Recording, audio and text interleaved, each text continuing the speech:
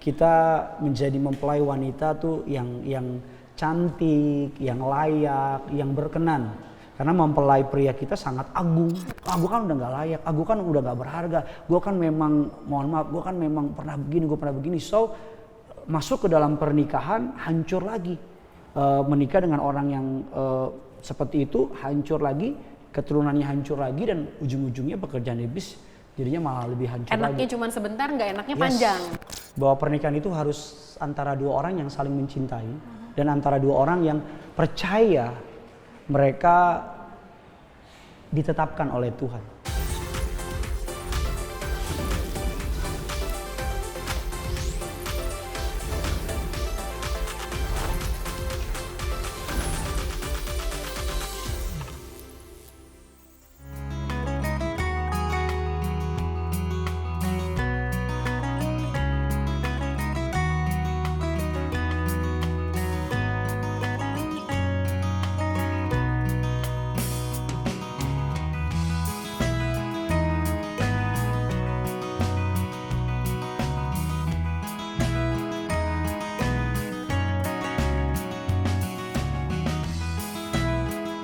Shalom semuanya, apa kabar hari ini? Semoga semua dalam keadaan baik-baik, sehat-sehat, dan tentu saja dalam cinta kasih dan anugerah dari Tuhan kita Yesus Kristus. Amin. Selamat datang kembali di Way Out. Ketemu lagi bersama saya Amanda Zevanya dan Pastor Gideon Simanjuntak, suami saya. Oke, kamu bangga ya punya saya ya? Enggak dong. Aku juga bangga punya kamu. Sudah malu. Sudah ya. Urusan rumah tangga kita tinggal di rumah. Iya betul sekali. Nah hari ini kita ada di Shantung Restoran nih di daerah Pasar Baru Jakarta Pusat. Kita ngucapin thank you juga buat Shantung Restoran yang udah buka tempat buat kita untuk kita bisa syuting Way Out hari ini. Dan semoga juga jadi way out, jadi jalan keluar buat teman-teman yang mungkin punya pertanyaan atau pergumulan yang terkait dengan topik kita hari ini. Yes. Nah topik kita hari ini gimana ya ngomongnya Tadi sih ya? pas baca gini. Topik ini sensitif, betul. tapi juga Masih jadi tabu juga. masih tabu juga. Tapi sayangnya sangat dekat banget sama kehidupan anak-anak muda, gitu. Jadi get ready teman-teman, dan aku yakin banget, kita berdua yakin banget pasti topik kita hari ini dan juga segala pertanyaan yang kita tanya jawabin hari ini, kita diskusikan hari ini juga pasti bakal memberkati teman-teman semua, dapat pengharapan juga buat teman-teman semua, dapat kekuatan yang baru juga buat teman-teman semua yang mungkin mengalami atau pernah atau berada dalam masa-masa atau pergumulan ini. Jadi topik kita hari ini adalah soal sudah tidak virgin sebelum menikah, layakkah aku? Wow. Jadi makanya tadi aku bilang kan ini tuh dekat banget sama kehidupan anak-anak muda gitu. Banyak dari anak-anak muda yang mungkin pernah jatuh dalam dosa perzinahan sebelum menikah, yang pernah melakukan hubungan seks pranikah, atau mungkin juga hamil di luar nikah. Dan habis itu muncullah kita hidup dalam condemnation, dalam penghakiman. Kita ngerasa kita udah gak layak lagi, sampah, Tuhan udah gak terima kita lagi, doa kita gak didengar lagi, gak ada lagi yang mau sama kita, dan lain sebagainya. Nah, apalagi ya belakangan ini tuh di media juga cukup rame memperbincangkan soal tes keperawanan, Beb. Yang untuk masuk satu instansi pemerintah, instansi negara tertentu diwajibkan untuk ikut tes keperawanan atau tes keperjakaan terlebih dahulu. Sebenarnya tuh masih relevan nggak sih sebenarnya kayak konsep gini deh, kita mulai dengan gini. Sebenarnya kalau menurut kekristenan sendiri konsep keperawanan tuh apa sih? Rasul Paulus menulis dalam 2 Korintus mengenai dia sebutnya gini, perawan suci. Dia menyebutnya perawan suci di sini lebih bukan kepada secara fisik, tapi lebih kepada karena Yesus sebagai mempelai pria, kita mempelai wanita. Gereja, orang percaya mempelai wanita. Jadi Paulus bilang bahwa kita harus menjaga kesucian kita agar kita tidak ternoda dengan nilai-nilai dunia. Jadi konsepnya itu dalam Alkitab lebih ke deeper lagi, bahwa Tuhan mau kita mempersiapkan diri kita, menyucikan diri kita agar ketika second coming, kedatangan Yesus Kristus sebagai Tuhan dan Juru Selamat yang kedua kali, kita menjadi mempelai wanita tuh yang cantik, yang layak, yang berkenan. Karena mempelai pria kita sangat agung, sangat suci, sangat mulia. Jadi kita harus dapat dalam tanda kutip menyeimbangi, walaupun nggak akan mungkin, tapi dalam tanda kutip tuh layak untuk dapat berjumpa dengan sang mempelai pria kita, yaitu Yesus Kristus Tuhan kita. Tapi di tengah kehidupan modern saat ini masih relevan nggak sih sebenarnya konsep keperawanan itu gitu? Apalagi kita kalau tadi kan kita bicaranya soalnya tadi ya, kita punya hidup yang suci, yang kudus di hadapan nanti kita menunggu mempelai pria kita datang, which is Tuhan sendiri gitu. Tapi kalau misalnya kita kaitkan dengan konsep keperawanan yang ada di society, di masyarakat modern saat ini kan secara fisik ya gitu, adalah kaitannya sudah berhubungan seksual, sudah aktif secara seksual sebelum pernikahan gitu. Seberapa besar sih relevansinya gitu sama kehidupan modern, apalagi dengan kita nyambungin ke itu tadi gitu, kayak untuk masuk ke pekerjaan tertentu harus ada tes keperawanan. Kalau untuk masuk ke dalam sebuah pekerjaan tertentu harus ada tes keperawanan, itu aku sarankan kepada institusi yang terkait ya, karena mungkin mereka punya beberapa penilaian walaupun secara kasat mata common sense-nya kayaknya nggak ada hubungannya kayaknya, tapi I don't know. Tapi kalau dari sudut pandang kekristenan, aku tetap masih still gaya old school. Artinya bahwa kalau Alkitab banyak menyontohkan bahwa hendaklah kamu menjauhi percabulan, hendaklah kamu menjaga kesucian hidupmu. Bahkan Alkitab katakan kamu adalah bait Allah, artinya roh Allah bersemayam dalam kita. Yang menjadi isu tuh bukan soal kehilangan secara fisiknya, karena itu hanya menjadi pintu masuk.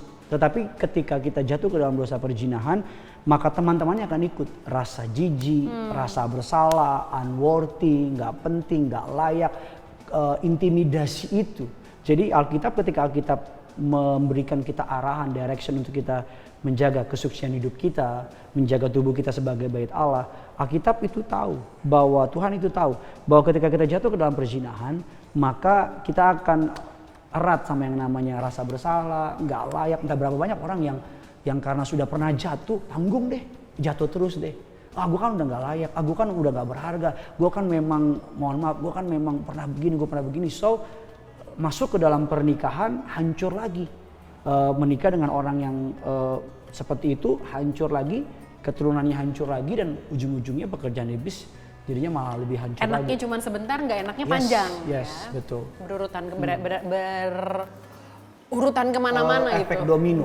Efeknya kemana-mana. Benar, apalagi sampai nanti jadinya ke keturunan selanjutnya ya. Itu betul. Yang. Dan aku percaya bahwa kita ada yang bilang kutuk keturunan, kutuk perzinahan dan sebagainya. Nah, kalau misalnya nih, kayak misalnya seperti pemirsa Wayat yang satu ini, dia bilang gini, saya sedang membimbing seseorang dan saat ini dia sudah masuk fase mengaku dosa.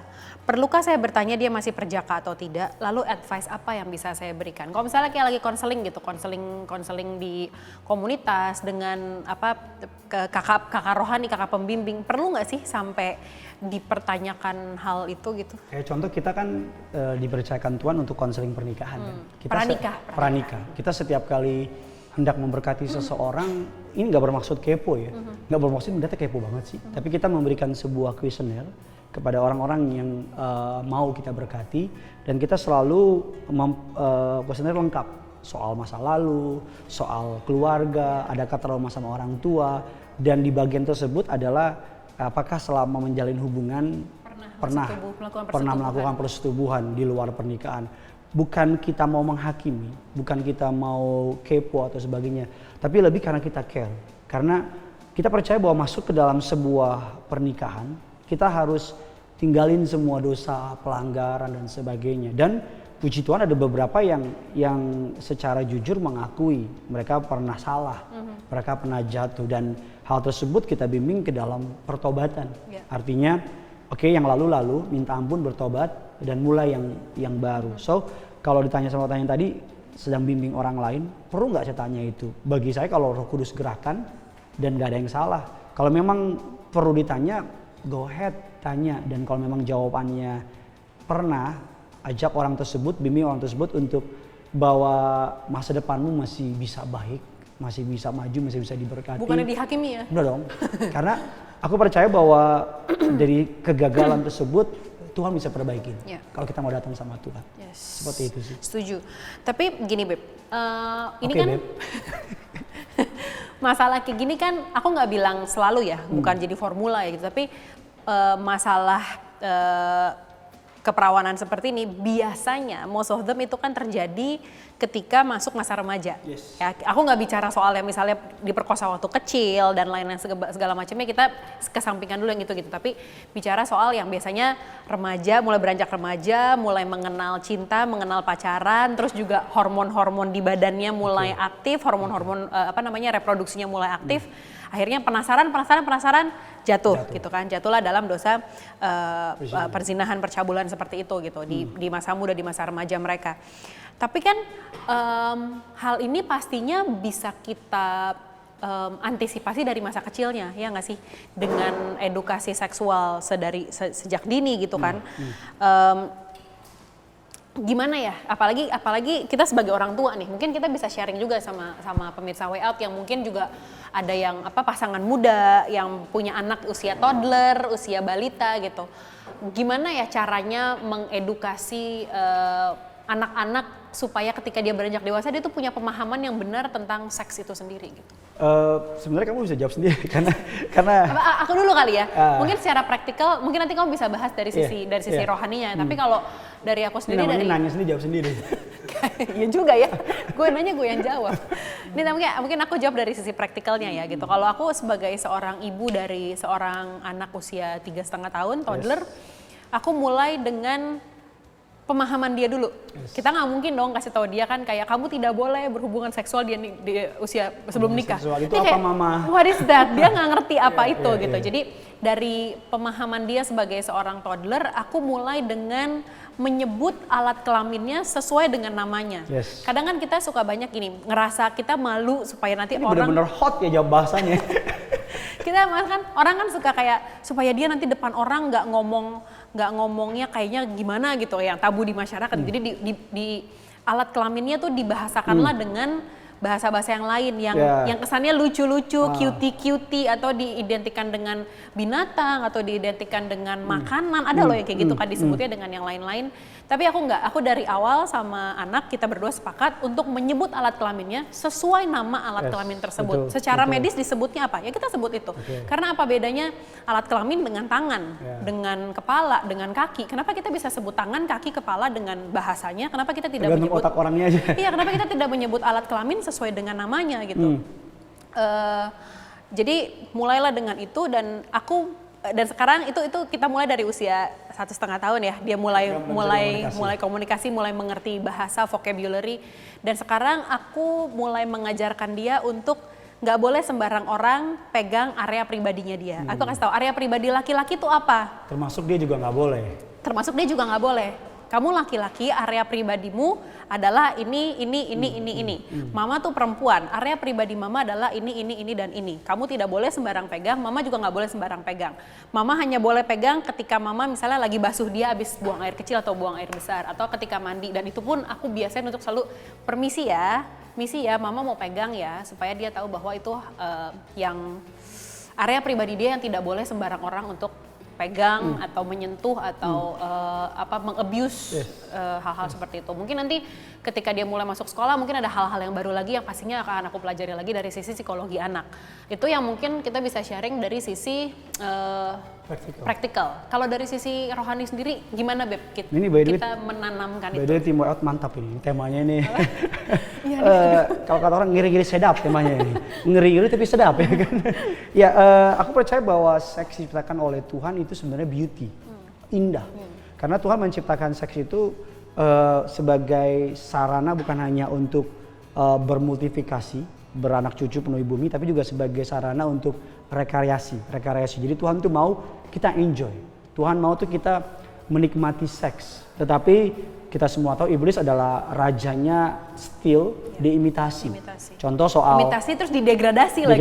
Udah di steal, diimitasi, diturunin. Contoh dia ambil pujian penyembahan, musik itu keren banget, tapi dipakai jadinya musik untuk yang aneh-aneh. Contoh lagi misalnya Tuhan ciptakan uang dan sebagainya, bukan uang maksudnya power, tapi dipakai jangan. Nah begitu juga dengan seks. From the very beginning, tujuan Allah, master plan-nya Allah, blueprint-nya Allah, Tuhan menciptakan seks itu untuk beranak cucu, penuhi bumi, dan untuk berrekreasi dalam kekudusan. Artinya ketika seks dilakukan dalam sebuah ikatan yang sesuai dengan firman Allah, maka seks itu akan menjadi sebuah hal yang menyenangkan. Bukan hanya menyenangkan bagi pasangannya, tapi menyenangkan dari sisinya Allah. That's why kita perlu memagari generasi muda, karena beberapa penelitian bilang anak SMP, terutama di kota-kota besar di Indonesia loh, bukan di luar negeri. Di Indonesia itu sudah hampir 50% lebih kehilangan virginity-nya. Dan ketika aku bilang virginity, kita nggak fair kalau kita hanya membeli spotlight sama perempuan. Kadang-kadang kan gitu, kalau laki-laki mah santai, nggak ketahuan, nggak ada buktinya. So sebenarnya yang paling terpenting itu bukan secara physically, tapi adalah secara mentally. Karena ketika orang itu ibaratnya kayak kotak Pandora. Ketika kita membukanya nggak memiliki pengertian yang benar, nggak memiliki Tuhan, itu akan lead us ke dalam tantangan, masalah dan sebagainya. So kalau aku percaya bahwa kayak kamu bilang, kita sepakat ketika punya anak, kita ngajarin mereka, kasih tahu mereka bahwa itu bukan hal yang tabu, itu bukan hal yang perlu. Bahkan kita sepakat nih kalau dia udah gede, kalau dia mau nanya apa, sebagai papa nggak akan kayak terlalu preachy lah. Itu neraka, itu dosa. Tapi akan berusaha untuk deket, berusaha untuk kenal, tapi kasih nilai-nilai apa yang Alkitab katakan. Jadi menurut aku bahwa yang pertama, seks itu diciptakan oleh Allah untuk bermultifikasi dan untuk membuat kita happy. Tetapi ingat, ketika kita melakukan itu dalam ikatan yang berkenan di hadapan Allah dalam sebuah pernikahan. Seperti itu sih. Karena seks itu sendiri juga bicara soal penyatuan roh ya. Yes. Jadi ketika kalau misalkan kita pernah sharing sama seorang teman juga ya, public figure juga, dia bilang ketika kita berhubungan seks dengan, karena itu tadi seks bicara soal penyatuan roh, perkawinan roh. Jadi ketika kita berhubungan misalnya let's say dengan seorang pekerja seks komersial, kita nggak tahu ada roh apa yang dia bawa, mungkin anxiety, mungkin juga dia cemas sama anak-anaknya, mungkin ada amarah, ada anger. Dan ketika kita berhubungan dengan orang yang punya roh-roh yang itu tadi, ada transfer ke kita bilang, gitu. Dosa yang dilakukan itu di luar. Tapi ketika kita melakukan perzinahan atau percabulan, itu dosa terhadap diri sendiri, terhadap tubuh kita sendiri. So percaya nggak percaya, ketika kita doing itu di luar pernikahan dengan orang lain, itu bukan hanya tubuh, tapi spiritnya juga. So that's why sekarang dunia kan pengen bikin degradasi. It's okay lah, kalau suka sama suka, why not? Yeah. Kalau yang penting setuju satu sama lain. Cinta yang penting lo pakai, mohon maaf, alat pengaman dan sebagainya, nggak ada yang rugi kok. Bahkan ada beberapa istilah sekarang, tes dulu dong, biar nanti sebelum menikah nggak nyesel. Bagi aku itu sebuah metode penyesatan, ya kan, bahwa kita ya nggak ada honor lah, nggak ada kemuliaan di situ. Nih sekarang gini Beb, menjawab pertanyaan ini. Anak saya sudah remaja dan udah tahu pacaran. Nasihat apa yang bisa saya berikan tentang pentingnya jaga kekudusan dalam berpacaran? Yang pertama, bilang sama dia bahwa apapun yang melanggar. Kamu kan punya ponakan usia remaja nih.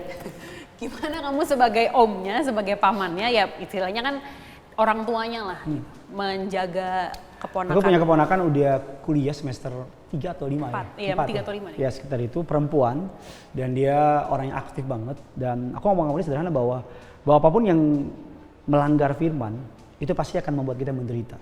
Karena semua larangan yang Alkitab tulis itu bukan untuk kebaikan Tuhan, tapi untuk kebaikan kita. Karena pada prinsipnya Tuhan nggak bisa rugi, Tuhan nggak bisa tambah untung. Dia stabil, dia Tuhan. Kita nyembah nggak nyembah, dia tetap Tuhan. Kita ke gereja nggak ke gereja, dia tetap Tuhan. So semua larangan yang Alkitab tulis itu untuk kebaikan kita. Contoh, ada tulisan di jalan tol, kecepatan maksimal 80 km. Itu bukan untuk jasa marga, tapi untuk kita. So kalau Tuhan melarang jauhilah percabulan, hendaklah jaga tubuhmu ada bait Allah. Percaya bahwa itu akan melead us to the prosperous life, akan memimpin kita kepada kehidupan yang berbuah. Dan aku bilang sama ponakan aku bahwa ini praktikal ya. If someone benar-benar cinta sama kamu, dia akan jaga kamu. Dia akan urus kamu. Dia nggak akan curi waktunya Tuhan. Kalau kita boleh bersaksi atas anugerah kebaikan Tuhan, kita kenal udah lama dan kita pacaran nggak lama, 1,5 tahun, tapi kita puji Tuhan atas by the grace of God, atas anugerah Tuhan, kita sepakat untuk menjaga kekudusan. Bukan karena saya pendeta loh, bukan karena dia pengerja, tapi kita sepakat bahwa kita mau masuk ke dalam sebuah pernikahan, kita mau jujur sama Tuhan, kita mau bersih. Jadi ketika kita masuk dalam sebuah pernikahan ya, dan memang kalau boleh kesaksian, ketika ya masuk dalam sebuah rumah tangga itu indah banget, karena kita nggak curi waktunya Tuhan, seperti itu sih. Jadi curhat nih ya. Puji Tuhan, puji Tuhan. Kalau gini, anak-anak remaja yang biasanya jatuh dalam dosa percabulan, dosa perzinahan yang udah kehilangan keperawanannya, biasanya selain ya tadi ya intimidasi lah dan lain-lain, rasa bersalah, terus juga akhirnya juga jadi kecanduan juga ya kan, karena aku pernah baca hal yang kayak pornografi atau hal-hal yang berbau seksual itu juga punya faktor adiktifnya juga, candu juga gitu, kecanduan juga, dan salah satu problemnya adalah kehamilan di luar nikah gitu. Pemirsa WA ada yang curhat seperti ini. Anak saya sudah berumur 7 tahun. Waktu itu saya hamil di luar nikah. Jadi anaknya ini anak MBA. Saya dan papanya mulai memikirkan cara mendidik dia agar tidak melakukan kesalahan yang sama. Apa yang bisa saya lakukan? Tanpa bermaksud menggurui. Jujur nggak sih sama ya, anak? tanpa bermaksud menggurui, tanpa bermaksud so tahu. Yang pertama, tapi tentunya wisdom by spirit ya.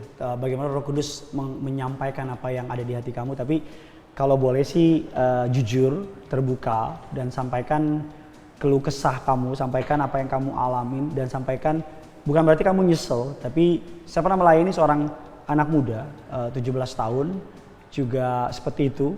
Dan walaupun dia tetap cinta sama anaknya, tetap sayang sama anaknya, dan sekarang bertumbuh jadi seorang perempuan yang kuat, strong, tapi segala sesuatu yang tidak sesuai atau yang tidak berkenan di hadapan Allah, itu pasti iblis bisa masuk, mendestroy, menghancurkan, mencuri. Alkitab katakan Yohanes 10, aku datang membawa kelimpahan, tapi iblis datang untuk mencuri, membunuh, dan membinasakan. So pesan yang boleh sampaikan adalah pertama, kalau boleh ya terbuka, jujur, ceritakan. Tapi kalaupun nggak mau terbuka, ceritakan soal firman Tuhan, nilai-nilai kekristenan, dan bilang sama dia, aku laki-laki dan aku suka ngajar kepada anak muda.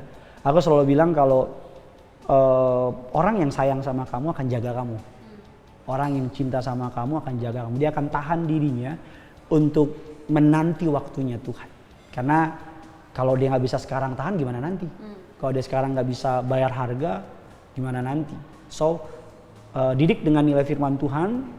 Kalau harus jujur, kalau bisa jujur, puji Tuhan, omongin, ceritain, dan bilang sama dia, kamu tetap mahal, kamu tetap berharga, kamu bukan, kalau perlu lakukan pelepasan kutuk anak haram, walaupun saya percaya semua anak berharga di mata Tuhan. Aku mau nanya tuh sama kamu, kalau konsep anak haram tuh gimana sih?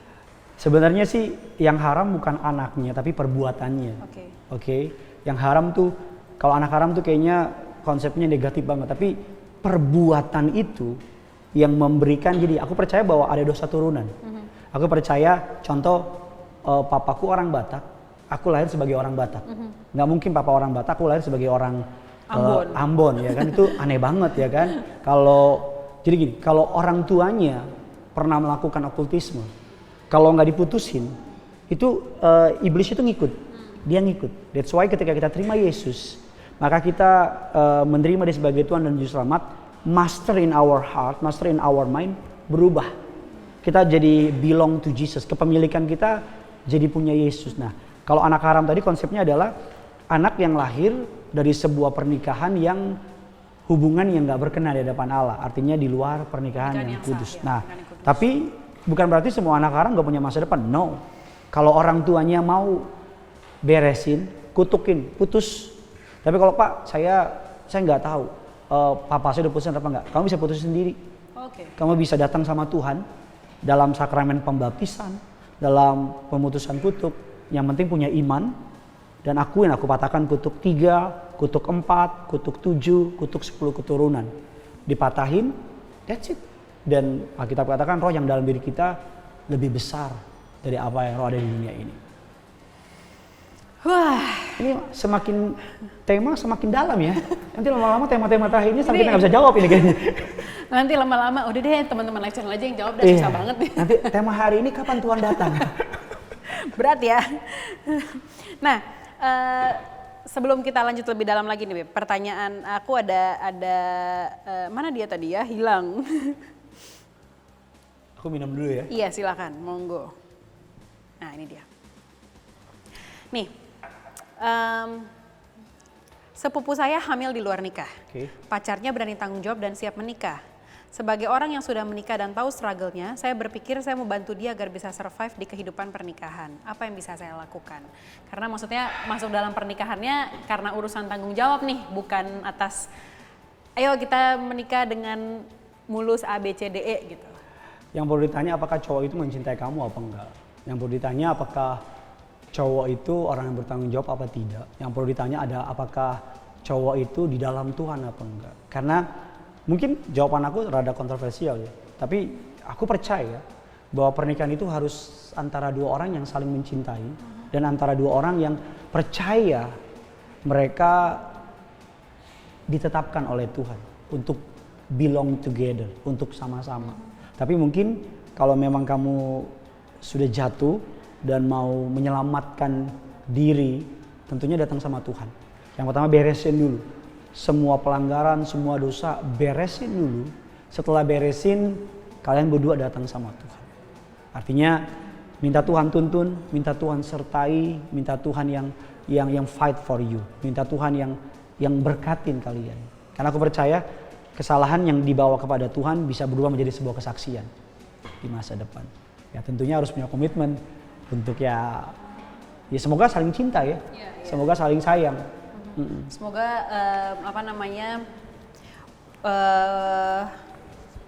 alasan menikahnya bukan hanya sekedar urusan ya udah gue tanggung jawab, Kan tapi repot misalnya ketemu di klub, terus tiba-tiba sorry ya my language one night stand, terus tiba-tiba hamil, terus nggak kenal nih orang siapa, itu dalam tanda kutip harus menikah. Itu kan cuma sekedar apa ya, menjalankan sebuah hubungan yang ya begitulah. Oke, kita ini aku dari tadi kamu udah minum ya? Ya, aku nih dari tadi nanya dan bacain pertanyaan aus juga nih. Boleh saya minum dulu, Pak? Silakan sayang, habisin. Karena pertanyaan lebih berat ke depan kamu. Gue ngalamin apa yang lo alami. Gue tahu perasaan kita nggak bisa ngerti tentang kasih Bapa karena Bapa di dunia dalam tanda kutip pernah mengecewakan. Kalau kamu punya iman yang kuat, mental yang kuat, karakter yang kuat, kalau kamu nggak bisa mundur. Daripada nanti kamu ikut, mau tahu apa yang bikin dia bertobat? Kasih seorang ibu yang percaya bahwa Tuhan tidak pernah menciptakan anak yang gagal. Seru dan hot banget pastinya topik Way Out hari ini. Dan kalau misalnya pemirsa live channel yang nonton Way Out hari ini misalnya ada pertanyaan atau misalnya pengen curhat atau mungkin ada ide tema yang pengen kita bahas di Way Out yang mungkin gak kalah hotnya dari topik kita hari ini, bisa langsung hubungi live channel ke sini. Yes. Nanti akan ada teman-teman dari live channel yang akan melayani kalian semua. We are here for you. Yes, menampung ide dari kalian, menampung pertanyaan dari kalian, dan mungkin juga bisa jadi tempat curhatnya kalian juga. Oke. Masih dari Shantung Restoran, kita mau kembali bahas soal tema virginity. Sudah tidak virgin sebelum menikah, layakkah aku? Nah, sekarang aku masuk ini, Beb. Di Alkitab sendiri sebenarnya juga ada cukup banyak ya topik-topik soal virginity, soal keperawanan ini gitu. Kayak misalnya kisah Rahab, ya kan? Kisah Rahab, terus juga Lot dengan anaknya, ya kan? Terus juga kisah di Perjanjian Baru juga Yesus dengan memberi pengampunan buat pelacur, buat juga banyak banget lah gitu kisah soal orang-orang yang jatuh dalam dosa perzinahan dan percabulan gitu. Nah, sekarang gini, saya ini anak hasil, ini dari pemirsa WA, saya anak hasil hamil di luar nikah. Saya punya kerinduan melayani banyak anak muda agar punya integritas dalam menjaga kekudusan dan juga merangkul mereka yang sudah jatuh dalam dosa berzinahan supaya mereka tahu bahwa mereka tetap berharga di mata Tuhan. Bagaimana dan apa yang harus saya lakukan? Kalau aku boleh rephrase omongan dia, aku ini anak dari keluarga yang ngalamin broken home. Jadi hebatnya Tuhan gitu. Tuhan bisa pakai kelemahan kita untuk menjadi kekuatan di masa depan. Kegagalanmu hari ini kalau engkau serahkan sama Tuhan akan menjadi kekuatan yang dipakai Tuhan untuk di masa depan. So atas anugerah Tuhan aku berkhotbah kepada anak-anak broken home jauh lebih tajam daripada orang-orang yang belum pernah broken home. Suatu hari pernah ketemu sama seorang anak muda yang benci banget sama papanya. Mirip-mirip kan? Iya kan? Dulu sebelum aku melayani Tuhan pernah punya isu sama papa. So dia bilang gini sama aku, Pak Pendeta cuma khotbah doang. Pak Pendeta nggak ngerti apa yang saya alami. Pak Pendeta nggak ngerti apa yang pernah saya lewatin dengan Bataknya ya kan. Jangan banyak ngomong loh gitu loh, misalnya bahasa Bataknya bacot loh gitu misalnya ya kan. Enggak.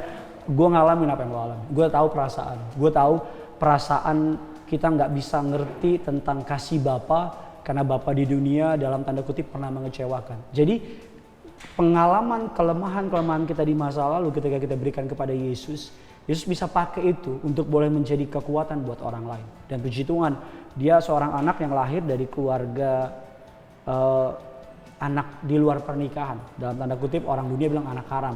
Dan dia pengen jadi berkat, apa harus dilakukan? Ceritain bagaimana Tuhan pulihin kamu. Ceritain bagaimana hidup kamu sebelum dengan Tuhan dan sesudah dengan Tuhan. Pasti kan ada perbedaan dong. Sebelumnya gimana, kayak aku dulu pahit, kecewa, punya isu sama pernikahan, gak percaya. Ketika pendeta ngomong soal hati Bapa, apaan sih hati Bapa? Karena Bapa di dunia pernah mengecewakan. Tapi ketika mengalami kasih Kristus, ngalamin perubahan pola pikir, perubahan pandangan, nah itu menjadi sebuah kekuatan. So, aku percaya dia bisa dipakai Tuhan secara tajam. Jauh lebih tajam dari orang yang gak pernah ngalamin. Karena dia sendiri sudah pernah mengalami dan dia sendiri dalam tanda kutip punya identitas itu ya. Punya makanya yang bilang dalam tanda kutip ya, karena identitasnya kan dalam Tuhan, cuma maksudnya dia punya latar belakang yang demikian. Jadi dan biasanya Tuhan pakai orang yang pernah di situ. Tuhan pakai orang yang pernah di situ supaya orang itu pasti kan lebih dalam, lebih deeper. Kayak orang bisa pakai orang yang bekas pecandu narkoba gila-gilaan untuk melayani orang-orang yang juga punya masalah dengan narkotika gitu ya. Sekarang gini, ini ada lagi nih. Emang topik ini hot banget nih, jadi pertanyaannya juga banyak. Saya sudah berpacaran selama 2 tahun dan saya yakin dengan pasangan saya. Saya cerita ke ayah, lalu ayah bertanya apakah dia masih perawan atau tidak. Bagaimana saya menanggapinya? Ini bingung ya. Ini orang tua pasangan yang mempertanyakan keperawanan calon suami atau istrinya. Ya yang pertama adalah ya diskusikan, komunikasikan dengan orang tua. Artinya aku nggak tahu gimana jawaban dari pasangan kamu, karena kalau memang dia belum, ya jawab belum, case close. Tapi kalau memang dia sudah, dan yang penting dia sudah bertobat, sudah lahir baru, ya kasih pengertian sama papa kamu bahwa oke, pernah dan sebagainya, dan ya udah bertobat. Karena aku percaya semua penjahat punya masa depan. Semua orang suci punya masa lalu. Artinya bahwa setiap orang itu berhak untuk kesempatan berikutnya. Dan setiap orang itu aku percaya bisa berubah. Seperti itu sih. Tapi menurut kamu sendiri Beb, penting gak sih maksudnya gini, aku tuh sering denger anak-anak muda yang cerita kayak, Kak, saya sudah pernah jatuh sama mantan saya. Saya sudah pernah berhubungan seks sebelum nikah sama mantan saya. Emang masih ada ya cowok yang mau sama saya? Apakah dalam tanda kutip seberapa penting sih sebenarnya keperawanan itu untuk masuk dalam pernikahan? Apakah hanya sebatas norma-norma budayakah atau ada base firman Tuhannya di situ? Ya kalau Alkitab kan katakan hendaklah kamu menjauhi percabulan. Kita katakan barang siapa tidak dapat menahan nafsunya, biar nggak terbakar nafsu, hendaklah ia masuk dalam sebuah pernikahan. Alkitab juga katakan jagalah tubuhmu sebab tubuhmu adalah bait Allah. So kalau bicara penting banget. Tapi kan kita nggak bisa menyangkal bahwa pada kenyataannya banyak orang yang gagal. Dan ketika orang itu gagal, apakah Tuhan berhenti mengasihi orang tersebut? No. Kalau orang itu mau bertobat, mau kembali kepada Tuhan, membereskan sama Tuhan bisa pakai kok. Tuhan bisa, aku datang untuk mencari orang yang berdosa. Dia mau cari kita, dia mau selamatin kita. So kalau ada orang yang pernah gagal, pernah jatuh, masa depan yang cerah, indah, luar biasa terbentang di depan kamu. Amin. Kalau kamu mau bertobat, kalau kamu mau pulihin diri kamu sama Tuhan. Seperti itu sih. Tapi buat orang-orang yang belum pernah Jangan itu, dicoba. jangan dicoba-coba. Karena kita nggak pernah tahu hidup kita sampai kapan, Yes, ya kan? jangan dicoba. Tahu-tahu abis begitu belum Yeah. sempat minta ampun, Tuhan panggil atau Tuhan datang, kelar kita. Dan gak semua bisa nanganin intimidasinya. Betul. Intimidasi itu ngeri banget karena iblis rajanya intimidasi. Dia akan bilang nggak layak, nggak berguna, nggak benar, sampah dan sebagainya. Nggak semua orang bisa kuat ngadepin itu. Yes, setuju. Sekarang ini kan berarti kan kaitannya topiknya adalah kepada kekudusan gitu ya. Aku pengen buka dari satu ayat dari Matius 5 ayat 28. Kita baca sama-sama ya teman-teman ya. Matius 5. Kita baca sama-sama ya teman-teman ya. Matius 5 ayat 28. Mungkin aku baca dari 27 ya. Dari 27 gini. Kamu telah mendengar firman, jangan berzina. Tetapi aku berkata kepadamu, setiap orang yang memandang perempuan serta menginginkannya sudah berzinah dengan dia di dalam hatinya. Ini kayaknya keras banget ya gitu. Kayak kalau Yesus bilangnya ngeliat aja, dalam tanda kutip nggak ngapa-ngapain nih, nggak nyentuh, nggak ada kontak fisik, gimana melihat dan menginginkannya, Yesus bilang sudah berzina. Maksudnya gimana sih, Beb? Jadi ayat ini kan Yesus sedang berbicara dengan orang Farisi kan. Jadi Yesus sedang berbicara dengan audiens yang menganggap diri mereka tuh taat dalam melakukan Tauratnya Tuhan. Okay. Nah tapi yang mereka nggak nyangka bahwa yang mereka sedang bicara adalah sang pembuat aturan itu tersendiri. Tersebut. Dan ketika suatu hari seorang muridnya datang sama Yesus, Guru, berapa kali kau harus mengampuni orang bersalah? 7 kali. Sebenarnya kan dalam tradisi Yahudi mengampuni itu 3 kali, 4 kali. Tapi muridnya Petrus itu naikin, dibikin 7. Dia pengen mungkin beberapa teolog menggambarkan pengen banggain diri, gue 7 kali loh. Tapi Yesus bilang no, 7 kali 70 kali itu tanpa batas. Nah ayat itu juga konsep yang sama. Yesus bilang gini, kamu tuh bilang berzina itu tuh secara physically doang. Tapi Yesus much deeper. Dia ngomong lebih dalam dari situ. Dia bilang gini, bukan hanya itu doang, tapi your mind, your heart. Jadi itu dia bilang bukan hanya kekudusan yang tampak di luar, yang orang bisa lihat, tapi kudusan yang ada dalam pikiran, dalam hati kita. Ada orang kok, mohon maaf ya, nggak pernah ngapa-ngapain, tapi otaknya joroknya minta ampun, ya kan? Ada orang yang di luar kelihatannya penampilan lahiriahnya sucinya minta ampun, tapi di dalamnya kita we never know. So yang Yesus maksud adalah Yesus pengen bilang sama kita bahwa luar itu hasil dari pikiran. Artinya Tuhan mau kita punya pemikiran tuh yang bukan hanya suci perbuatan, tapi suci pikiran. Karena dari pikiran yang suci akan menghasilkan perbuatan yang suci dan perkataan yang suci. So Yesus tuh mau bilang bahwa lebih dari segalanya pikiran kamu, hati kamu, bersihin itu semua, benerin itu semua. Maka otomatis buahnya pasti nggak akan berzina, nggak akan bohong, nggak akan maki dan sebagainya. Gimana dengan yang seperti ini nih? Komunitas bola saya sering melontarkan perkataan-perkataan vulgar tentang lawan jenis. Jadi bahasanya jorok lah. Tongkrongan laki lah. Tongkrongan laki-laki bahasanya jorok, kasar. Terus mungkin juga kalau misalnya kesel maki orang yang keluar juga kata-kata yang vulgar gitu ya. Apakah artinya mereka merusak kekudusan mereka? Dan bagaimana saya harus bersikap? Alkitab katakan pergaulan yang buruk merusak kebiasaan yang baik. Alkitab katakan bahwa besi menajamkan besi, manusia menajamkan sesamanya.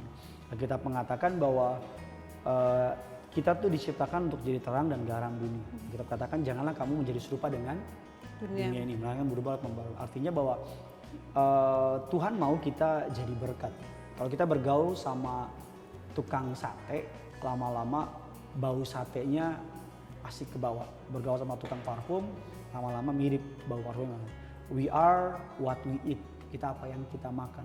Apa yang kita terima dari pergaulan kita, pelan tapi pasti akan membentuk kita. Entah banyak, entah dikit. Bahkan orang dunia bilang, show me your friend and I will show you your future. Relationship atau hubungan adalah cara tercepat untuk naik ke atas dengan orang yang tepat. Dan cara tercepat untuk turun ke bawah dengan orang yang salah. Kamu lihatin aku kayak penuh dengan cinta gitu ya. Nah so Tuhan mau kita bagaimana saya harus bersikap. Yang pertama adalah jangan ambil bagian. Tapi nggak perlu jadi terlalu preachy, nggak perlu terlalu jadi menghakimi. Kalau bisa tetap, kalau kamu bisa jaga, kalau kamu punya iman yang kuat, mental yang kuat, karakter yang kuat. Kalau kamu nggak bisa mundur daripada nanti kamu ikut. Tapi kalau kamu bisa dan kamu merasa Tuhan mau pakai kamu untuk jadi berkat, saya berdoa agar pelan tapi pasti. Aku punya tongkrongan dulu sebelum jadi pendeta, tongkrongan pencinta alam. Jadi ketika dulu itu obrolannya pasti yang jorok-jorok. Tapi ketika aku datang sekarang sebagai pendeta, mereka ada pendeta. Dan pelan tapi pasti kita udah mulai makin dewasa, makin lebih terhormat. Jadinya mulai nunjukin sikap. Dan mereka udah mulai, oke. Aku percaya kalau kita nggak terlalu menghakimi dan tetap cool, tetap keren, tetap gaul, tapi nggak melanggar firman, aku percaya mereka akan menghormat kok. Beb, aku mau agak melenceng dikit nih, cuman aku tadi tergelitik dari tadi yang ayat dari Matius 5 ayat 28 tadi gitu, yang soal melihat dan mengingininya udah berzina gitu. Gimana dengan, apalagi anak-anak muda juga nih Beb, anak-anak muda tuh banyak yang misalnya dia ngefans sama artis Korea, sama idola K-pop, sama K-idol. Terus kayak dia suka banget, dia ini banget, terus bahkan banyak loh anak-anak remaja tuh yang ngerasa si K-idol ini adalah pasangannya, pacarnya dia gitu. Halu ya. Pacarnya dia, pasangannya gitu.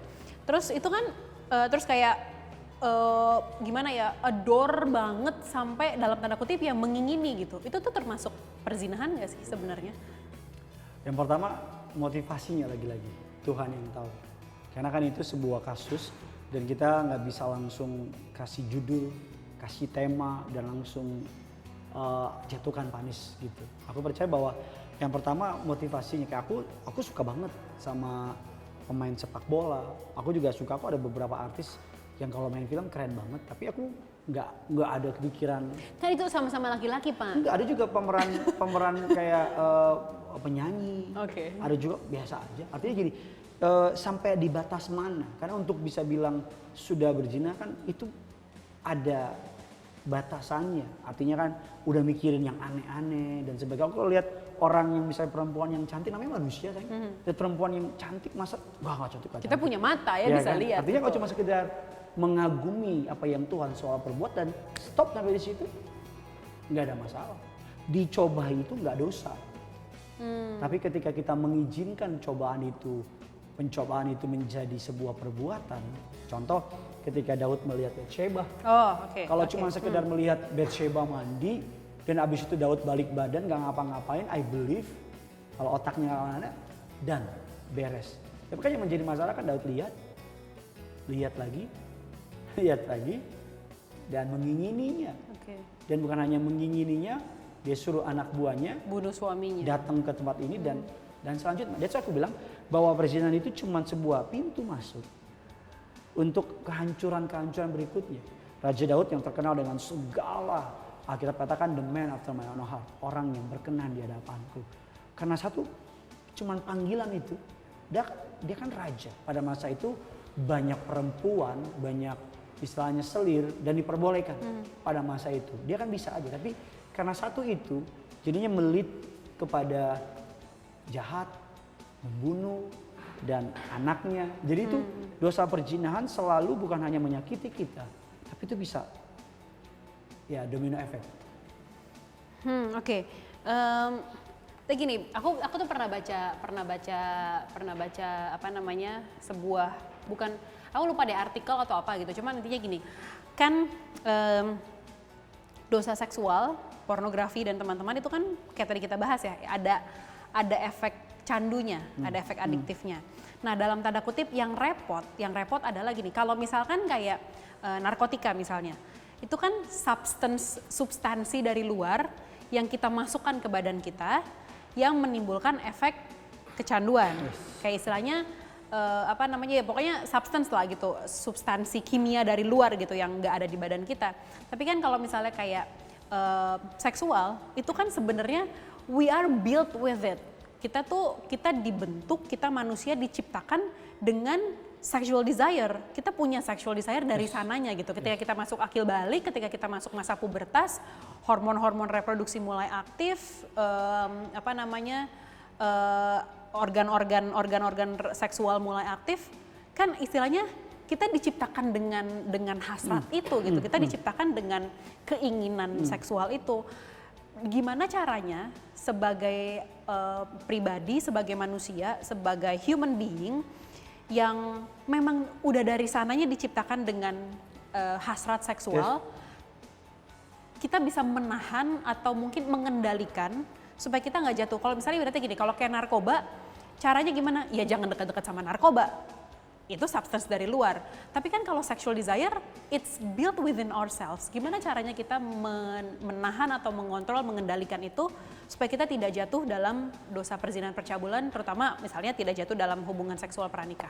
Ini pertanyaan pemirsa WA atau pertanyaan? Tanya aku, kan aku bilang aku yang baca. Iya. Aku baca artikel. Oke ya. Ini udah pertanyaan pemirsa WA udah susah, ditambah lagi pertanyaan istri saya ini ya. Iya, aku percaya Begitu bahwa istri kalau nanya lebih suka seenaknya. iya. Gitu. Aku percaya bahwa ketika manusia jatuh dalam dosa, kecenderungan manusia yang belum bertobat, yang belum kenal Tuhan, itu cenderung untuk suka dengan perbuatan dunia, cenderung untuk suka Fleshly desire ya, lebih keinginan daging. Keinginan daging. That's why Daud bilang gini, condongkanlah hatiku kepada kehendakmu.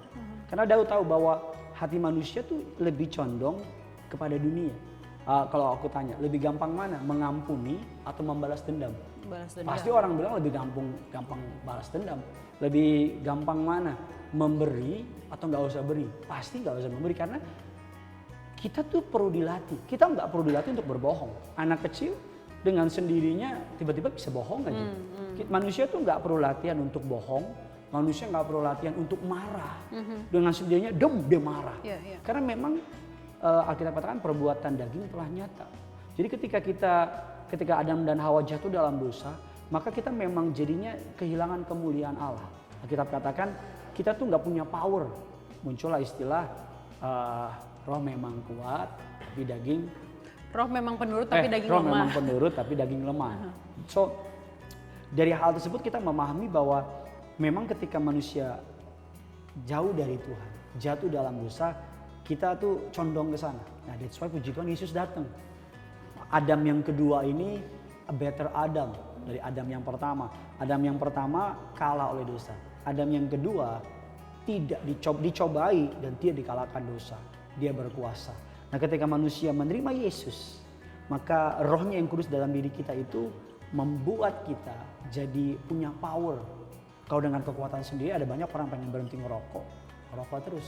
Ada banyak orang pengen berhenti bebas dari perzinahan, jatuh terus. Tapi ketika mereka ngalamin kasih Kristus, ngalamin kebaikan Kristus. Kita pernah ngobrol kan sama orang yang terikat narkoba begitu hebat. My brother 20 tahun, 25 tahun narkoba.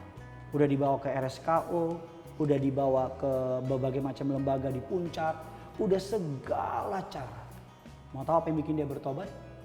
Kasih seorang ibu yang percaya bahwa Tuhan tidak pernah menciptakan anak yang gagal. Ibu yang percaya bahwa anak ini ciptaan Tuhan dan kalau aku nggak nyerah, anak bisa bertobat. Long story short, walaupun mama pernah lihat abang lagi tidur sakau, lagi nyuntik sakit karena engkau, Coy. ya kan? Lagi nyuntik, mama lihat gitu. Terus mama nggak, kalau ibu-ibu lain kan, wah itu ya kan. Tapi mama coba diambil suntikannya, terus mama ambil minyak urapan terus doain. Nah, kamu bertobat. Besoknya gitu lagi. Tapi 20 tahun berjalan, Tuhan tidak pernah lalai menepati janji. Dan sekarang puji Tuhan, my brother sekarang sudah bersih, sudah sehat, udah bisa bisnis, udah bisa kerja. Itu yang pertama, artinya bahwa ketika kita jatuh dalam dosa kita nggak punya kuasa. Tapi ketika kita menerima Yesus sebagai Tuhan dan Juru Selamat, ada kuasa yang membuat kita bisa berkata tidak sama dosa. Dulu kita nggak punya pilihan karena kita dibawa kuasa itu. Tapi ketika kita punya Yesus, Yesus itu menjadi kekuatan. Alkitab katakan the hope of glory, harapan akan kemuliaan. Dan Alkitab katakan demikian, jangan membangkitkan cinta sebelum waktunya. Artinya jangan curi waktunya Tuhan. Tapi kan anak-anak muda, apalagi ABG yang baru akil balik gitu kan, gejolak hormon plus penasaran. That's why makanya kan ini sebuah isu yang kompleks. Kita nggak bisa put all the blame, put all the burden kepada mereka. Kita perlu, gereja harus aware. Gereja harus aware sama isu soal seksual. Gereja di rumah Tuhan. Nggak boleh ditabukan ya? Nggak boleh ditabukan. Itu satu, orang tua juga harus belajar. Orang tua juga harus mau belajar. Jadi ketika nanti anaknya tanya, jangan langsung bahkan Sama kayak, kamu nanya apa sih? Iya, itu Tuhan Yesus gitu. Padahal itu misalnya, Ma aku lah dari mana sih? Jawabnya yang aneh-aneh. Iya, iya. Nah jadi ketika aneh-aneh Dari batu. Dari batu sunggokong ya kan. Jadi ketika kayak gitu kan jadinya dunia bisa masuk. Ya. Ini panjang sebenarnya sih. Ini kita bisa membuat sebuah sesi yang panjang dan lebarnya melebihi lautan. Yes. Oke, mungkin sebagai pertanyaan-pertanyaan penutup nih untuk akhirnya. Ini pemirsa way out ya, bukan kamu lagi ya. Akhirnya. Ini istri harusnya membantu suami malah bikin tambah susah suami. Saya membantu pemirsa way out. Oh, Oke.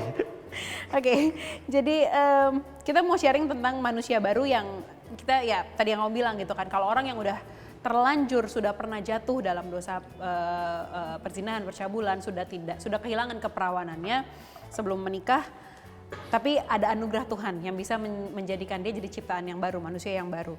Tapi nggak bisa kita pungkiri, kadang-kadang rasa intimidasi itu masih terus ada, masih terus ngerasa kayak so suci loh, lo kan padahal dulu juga gini. Yakin emangnya Tuhan udah ngampunin lo? Dulu kan kesalahan lo ini banget, parah banget, fatal banget. Tuh lihat hasilnya, tuh lihat anak lo. Pasti kan intimidasi itu masih ada gitu. Kita nggak bisa tutup mata, nggak bisa pungkiri bahwa walaupun sudah lahir baru, tapi kadang-kadang muncul intimidasi itu gitu. Apa ya yang harus kita lakukan untuk bisa move on dari kesalahan di masa lalu kita dan benar-benar mengembrace anugerah Tuhan yang sejati itu? Ini mungkin akan sedikit lebih preachy, tapi mau nggak mau. Kalau di Bapak sini. kan pendeta Pak? Oh iya. Makasih loh, udah ingetin saya. Untuk seluruh para pemirsa way out, sahabat way out dimanapun berada, kalau kamu pernah gagal, kalau kamu pernah salah, kalau kamu pernah kepleset, apapun namanya kamu sebut, langkah pertama adalah mengakuinya kepada Tuhan dan membereskannya.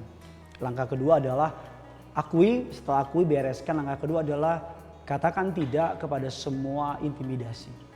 Katakan tidak, karena Yesus sudah mengampuni kamu. Kalau kamu sudah mengakui, sudah membereskannya, maka punya iman bahwa Yesus Kristus telah mati di kayu salib dan telah membayar semua intimidasi. Semua surat utang, kata Alkitab, sudah dipakukan dalam kayu salib. Jadi katakan tidak sama seluruh intimidasi iblis. Kalau iblis bilang, lo pejina, lo pecabul, bilang sama dia, yes, dulu gue pejina, dulu gue pecabul, tapi karena gue bertobat, Yesus sudah menyelesaikannya di kayu salib, dan aku orang benarnya oleh darah Yesus yang tercurah di kayu salib.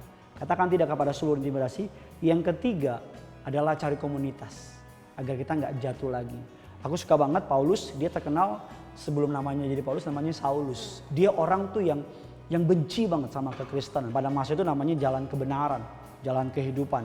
Dia benci banget sama orang Kristen. Dia benci sama orang Kristen, dia kerjanya nangkep, ngebunuh dan sebagainya. Tapi ketika dia jadi hamba Tuhan, dalam kitab Filipi dikatakan demikian, aku melupakan apa yang ada di belakangku dan mengarahkan diri kepada apa yang ada di depanku. Artinya dalam ayat itu Paulus mau bilang bahwa gue dulu pernah begini, tapi gue lupain itu dan mengarahkan. Bahkan dalam kitab Filipi, nggak ada kitab Paulus, hampir salah ngomong ya kan. Dalam kitab Filipi Paulus bilang gini, ikutilah teladanku. Teladan yang mana? Ya kan orang zaman sekarang mungkin bilang, gila lu kan pernah begini. No, Paulus tahu bahwa teladannya yang lama, yang dari Saulus, Tuhan udah lupain. Alkitab katakan sejauh timur dari barat, engkau membuang dosaku, jauh ke dalam tubir laut, kau nggak ingat lagi. So Paulus bilang bahwa ikutlah teladanku. Paulus tahu betul bahwa Yesus sudah mengampuni dia. Jadi dia bilang teladan yang baru. Aku percaya bahwa kita punya kesempatan, selagi kita masih bernafas, selagi kita masih hidup, kita selalu punya kesempatan untuk bertobat. Kecuali Tuhan datang ya. Tapi selagi kita masih hidup, ayo. Apapun kesalahan kalian, Dia dengan maha kasih, maha pengampun itu mau ngampuni. Dia siapin hidup yang indah, hidup yang penuh pengharapan, hidup yang penuh dengan sukacita. Karena hidup dengan Kristus Yesus Tuhan adalah hidup yang penuh dengan pengharapan. Tapi Tapi tentu saja jangan lupa juga dari teladan Yesus yang sama perempuan ketahuan berzinah itu, Yesus bilang pergilah dan jangan berbuat dosa lagi. Jangan dengan tahu kita diampuni, Allah Maha Pengasih, Pengampun dan lain-lain, terus jadinya Murahan. ya nggak apa-apa lah, ntar juga abis ini minta ampun aja. No. Udah nggak apa-apa lah, berhubungan sama pasangan, ntar habis itu minta ampun aja. Kan gak ada orang, kalau bahasa gampangnya orang udah bersih, udah mandi, terus main lagi ke kotoran. Gak ada mobil yang dikasih mobil baru, yang super lux, super mahal, nggak mungkin dihancurin lah. Yes. Kalau konsepnya bener ya. Yes, itu dia tadi. Oke, aduh nafas dulu boleh gak sih? Minum lagi deh. Minum dulu lagi deh. Kita telah melewatkan ujian ini. Padahal teh ya. Well, terima kasih banyak pemirsa Way Out yang udah menyaksikan Way Out hari ini dengan topik hot kita hari ini tentang virginity, tentang keperawanan.